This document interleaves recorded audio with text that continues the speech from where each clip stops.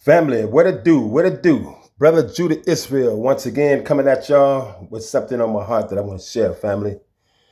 And it's pertaining to our Father Yah and what he's doing with 83. So that's what I'll call this. Israelite family, what our Father is doing with 83, or something to that effect. But anyhow, I want y'all to see this video. I first saw this probably a week ago or so, but I thought it was necessary that I come say something about this and what's going on with these immigrants in our country. Now, this is a Somali guy. You work, you don't got shit. Thank you for working so hard so I can be home all day, free. I can use my EBT. Go to work for me, white boy, white girl. Yeah, go to work for me, you fucking white animals. Fucking work for me. Yeah, you fucking work for me. And the U.S. government they work for me. All of you work for me. Now go to work. Pay them taxes. Take care of me and my people. All right. This is my land. I control this place. This is my reality. You all gonna be enchained. I'm gonna lock all you guys up if you don't pay your taxes. You better fucking pay your taxes. You see, family? Now, if y'all remember, well, just a couple of weeks ago, I was speaking about something like this, about how these Somalians really feel. They hate all Americans. They hate all Americans. They just love American money and love American benefits. And out of all the tens of thousands of them that are over here in this country, imagine how many feel the same way he does. But he just have the balls enough to say it. But see, back in the 90s when I first came up here, I was over there in the Riverside area where a lot of them live. There's high apartment complexes. I was in the tallest one, the McKnight building, 39 floors. But anyway, see, it wasn't no social media and stuff back then. And some of those Somalians used to share with me what was on their heart. You know, it's like, and they didn't have no shame about it. They didn't want to assimilate into American culture. And one of the main reasons is, family, is that, like the Somali lady told me, years ago, we was working, one of my coworkers, she told me that in their country, if a man wants a daughter from another family, if he's got a goat and a pig or something like that, whatever they charge for one of their children, and he could trade a goat and a pig or two goats, you know, for one of the daughters if he want her to marry her. He could be a grown man, 40, 50, 60, 70 years old. The child could be as young as 8 or 9. And see, they love their culture. And they know over here in America, our culture is not like that. In Minneapolis and Minnesota, consent age is 18 for a female. In Indiana, it's 16, but in their country, you know, to them, a female is mature at 8 or 9 years old. Ain't that crazy, y'all? See, that's one of the main reasons why they don't want to assimilate into American culture, because they don't want to change how they live. If they assimilate into our culture, you know, that stuff won't be included. So that plays a major part in why they don't want to assimilate into our culture. You know, over here in this country, that's called child molestation. You know what I'm saying? I don't know if America recognized those marriages, but like in some of these elementary schools, you see them Somali girls with the head covered and the African garb, you know, Somali garb. That means she's married already. And they're doing it on American soil. You see? But the reason why, things are changing is because Yah is in control of all this, family. You see? I mean, it's like, since he has allowed the Ruach HaKodesh to awaken us Israelites, and it speaks about that in the book of Ezekiel chapter 37, the awakening of the dry bones.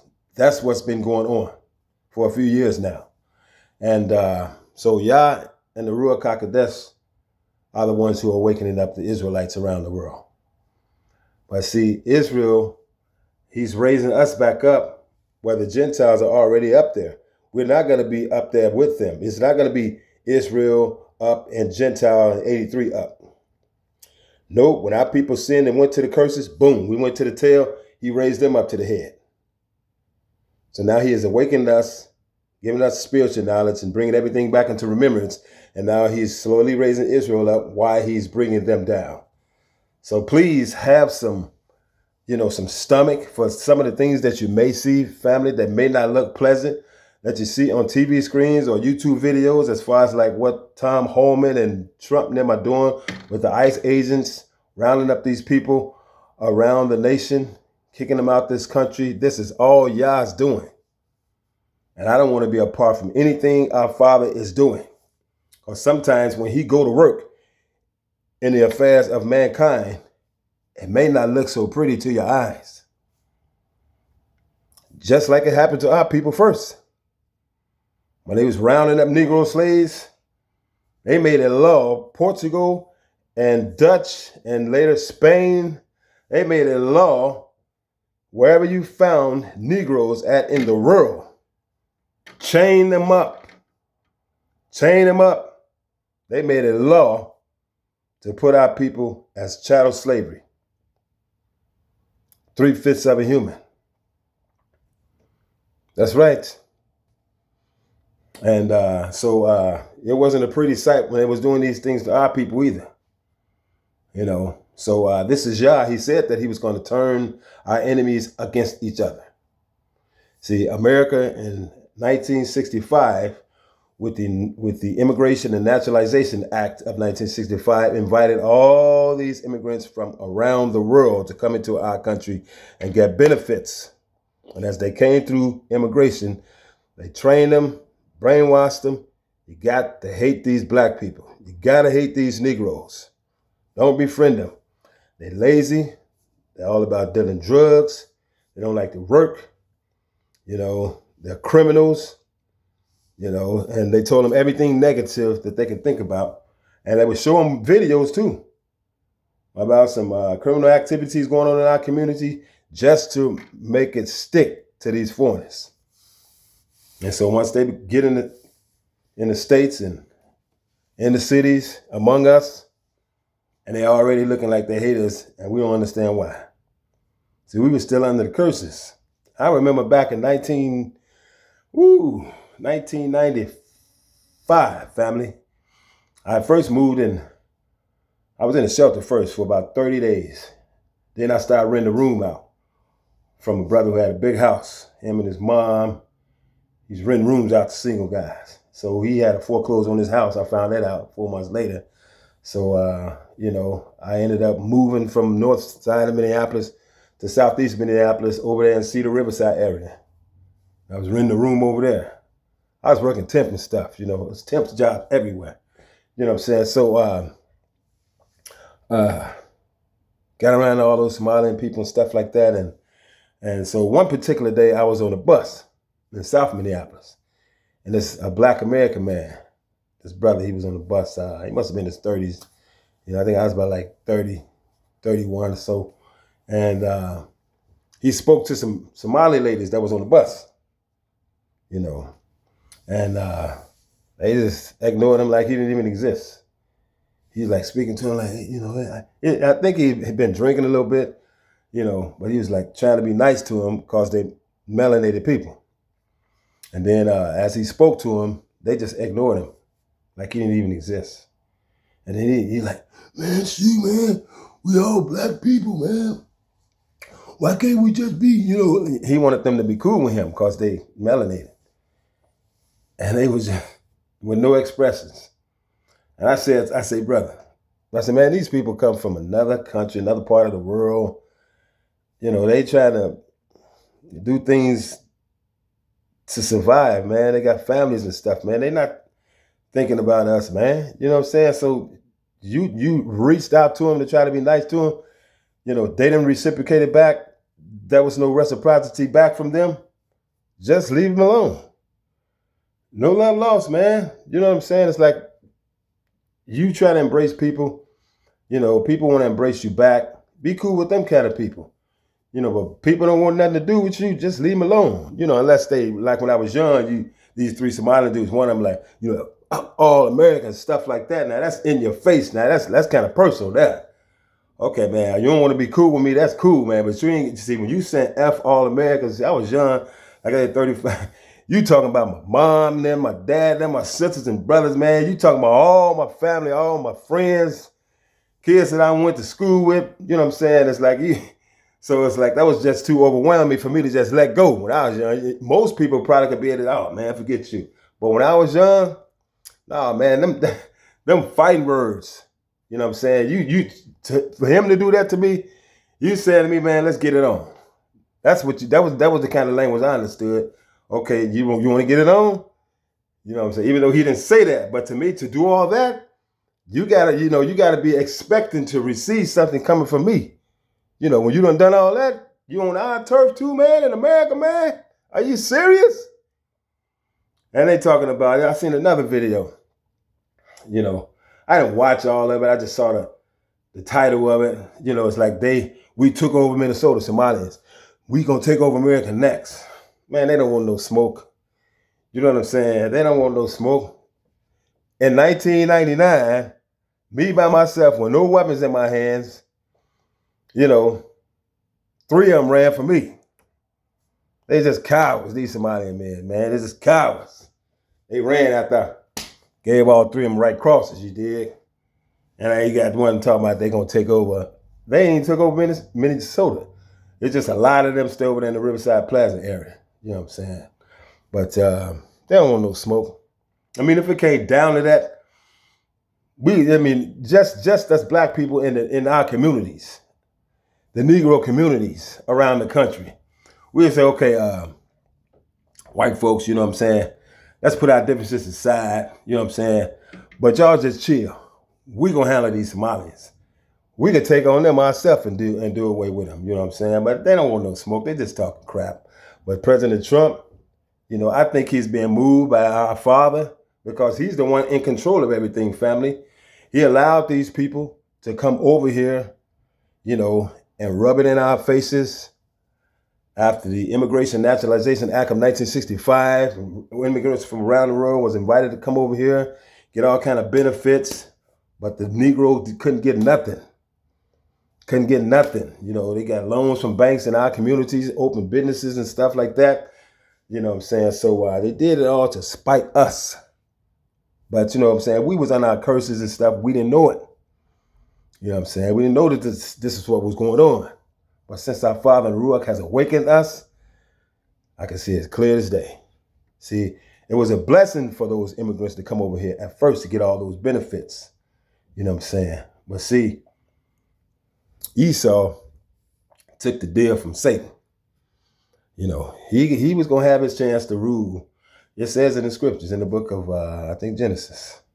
You know what I'm saying? He was going to have his chance to rule. And he was blessed with the sword.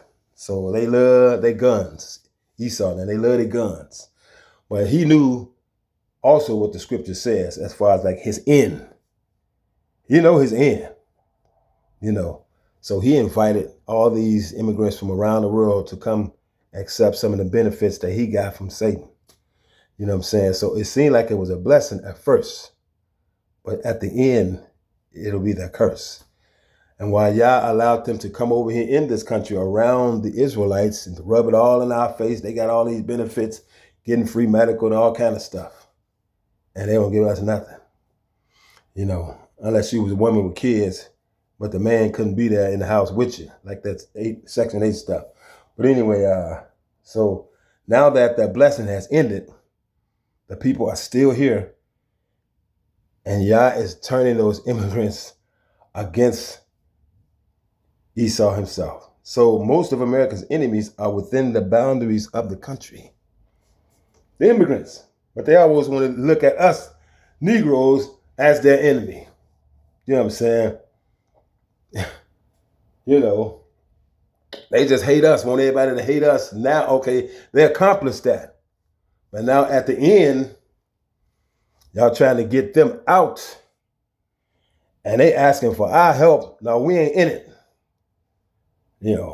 We ain't in it. Y'all got us on ice. We on chill mode. I'm talking about us Negroes. Israelites, to be precise. Y'all got us on chill mode. So 83 is going against 83. Right in the boundaries of America.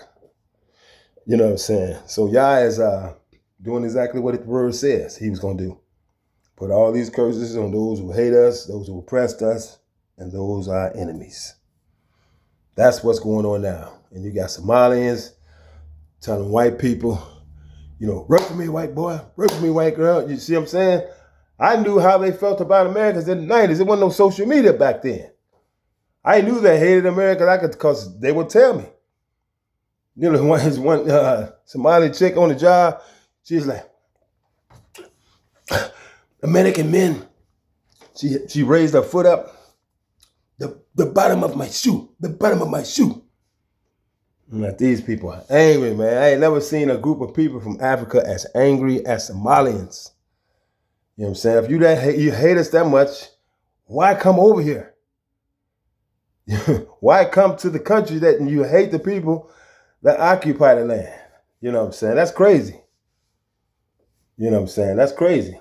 But, now they able to make videos, social media videos, and like that one, is saying, pay your taxes. You know what I'm saying? But most of them, 90-something% of them feel that way. And I've been doing this. I had these run-ins with them in the 90s. The 90s. Now everybody is finding out because they're making these videos. They hate America. Americans. But they like American money and benefits. You see? But it lasted for a little while they were still in the blessings and we were still under the curses. You see, Yah is stirring the pot, family. Our Father is the one stirring the pot. So, hey, if you see ICE rounding up people from other, don't let it put a bad taste in your mouth. You know what I'm saying? Yah is using them to do these things. It happened to our people first, family. Our families were split up, sold off of auction blocks to the highest bidder. Men, women, boys, and girls. That's what they did to our people. They're not even going through nothing like that. I mean, remember, in Florida, they was feeding out babies to alligators, using black babies for alligator bait. So when I think of all this kind of stuff what went through our people, man, it's like, what ICE is doing to them, I ain't seen nothing yet. I want to see it dig deep down and dirty, just like they did our folks. So I don't have no sympathy, I don't have no empathy for people who hate us anyway. May Yah have his way and what he is doing. And I don't want to be against anything that he is doing. I don't care how it looks. If Yah is doing it, hey, I want to be on his side at all times. You see what I'm saying? So, hey, now it's like this is a wake-up call, for Esau, who thought he was in control of everything. And he was for a while. Y'all let him be in control for a while.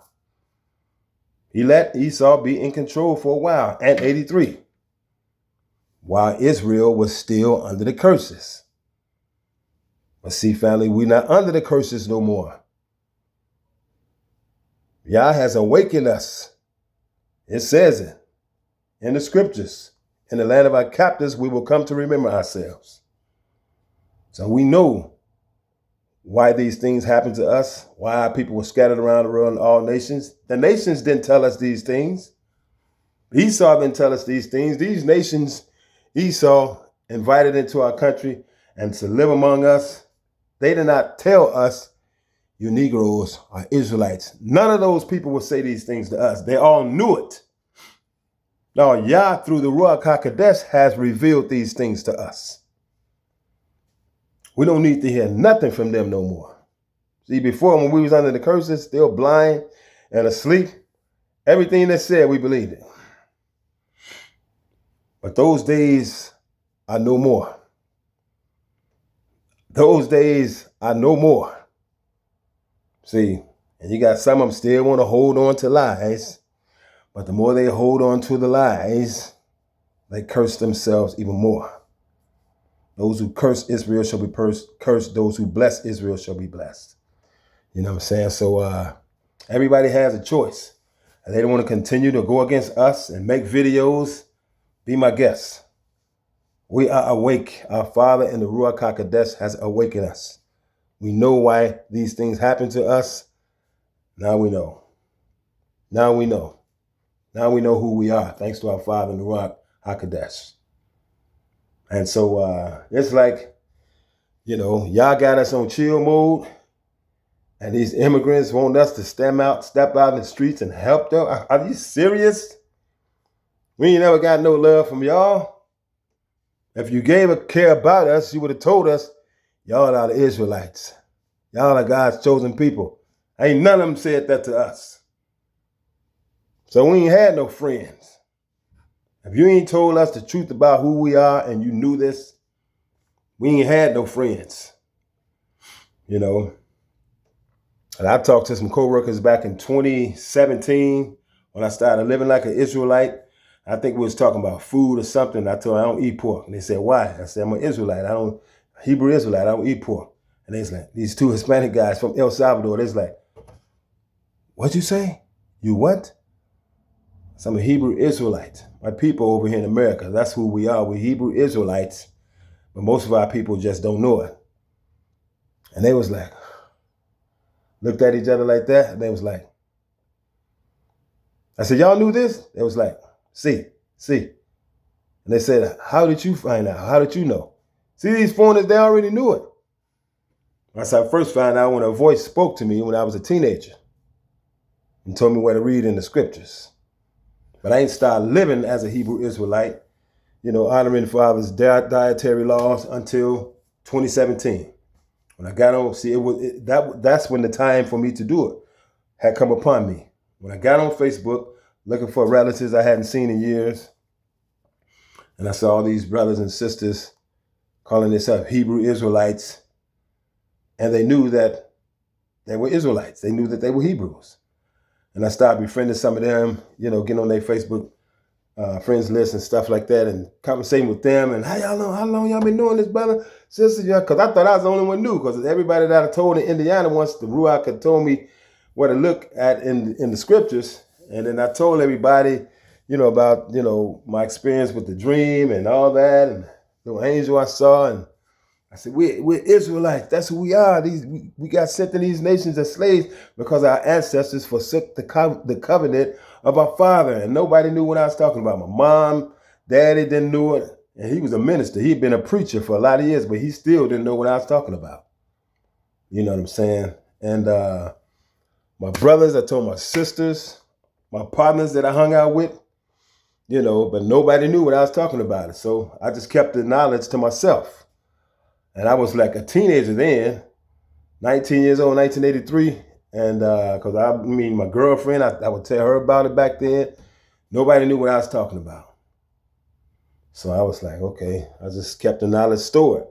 And in 2017, when I was like in my 50s, and I realized a lot of people know who we are. So it's like it started spreading. You know what I'm saying? So I was like, wow. And I felt, inspired by other Hebrew brothers and sisters, off of Facebook, who was living as Hebrew Israelites, knowing it. I'm thinking I was the only one knew for a lot of years. As far as the circle of people in my life, I was the only one knew it. And then I found out there was a whole lot of us around the country that knew this. And that's when I said, okay, it's time for me to start living like who I am. Living like who I am. Not as an African American no more, but as a Hebrew Israelite, the chosen people of Yah, who got scattered around the world into all nations because our forefathers forsook his covenant. And so, hey, that's who we are, family. I was like, man, our ancestors didn't eat no pork, but I don't want to eat no pork either. Only eat those things from the sea that has fins and scales. Okay, catfish don't have scales, but they got fins, so you got to have both. No shrimp. I left it all alone just like that. I made up my mind. I said, okay, I'm done with all that. I'm still standing on that. For real. Eating all that mess that we ain't supposed to be eating. You know what I'm saying? And it's like I look back and say, man, a lot of our people die, young because of the foods they eating. Not supposed to be eating pigs. All that mess. But I ain't finna get off into that, But anyway, family, Yah is stirring up the pot. Yah is stirring up the pot. He's the one doing these things. He's got 83 going against each other, right in the borders of the United States. You know what I'm saying?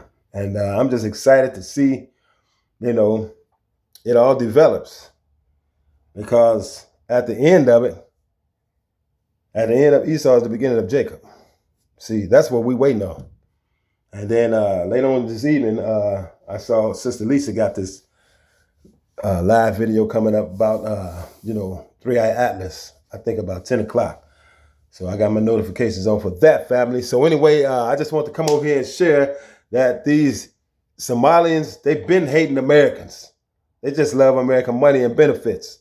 You know what I'm saying? And so everything that Esau orchestrated as far as these immigrants to hate us Negroes, they accomplished that for a while, but see, our curse is ending, and now they're being placed on those people, and now these very people have turned against Esau, just like our father said. He's going to turn our enemies against each other. Okay, family, so until next time, may y'all bless every last one of you. I love every last one of you. One love and shalom.